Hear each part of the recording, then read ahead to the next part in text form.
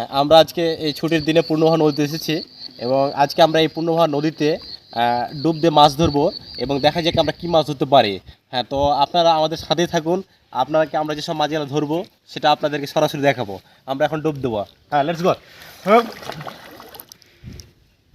এরা দুইজন ডুব দিয়েছে, অনেকক্ষণ ধরে থাকতে পারছে এরা পানির নিচে।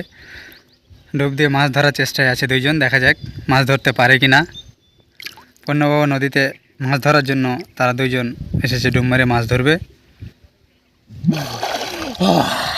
এই একজন উঠেছে, দেখা যাক মাছ ধরতে পারে কিনা।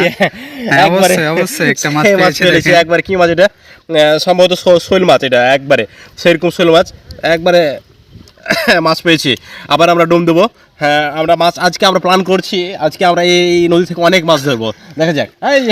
আরেকজন উঠেছে, দেখা যাক আরেকজন। আসিফ মাছ পেয়ে গেছে। আসিফেরটা কি মাছ এটা? এটা এটা এটা হলো লাচাটা মাছ।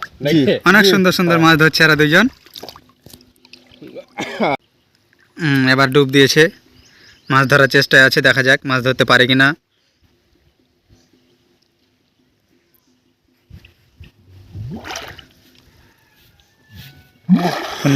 মাছ ধরছে, মাছ পেয়ে গেছি একবার। এবার পেয়েছে, দেখেন একটা হলো বাটার মাছ। ওয়াও, মাছ পেয়ে গেছি আসিফ।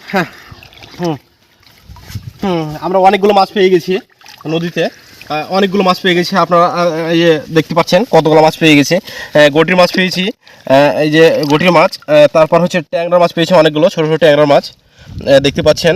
তারপর হচ্ছে ইয়ে বিভিন্ন প্রকারের কালবাউস মাছ পেয়েছি, একবার নদীর তরু তাজা মাছ।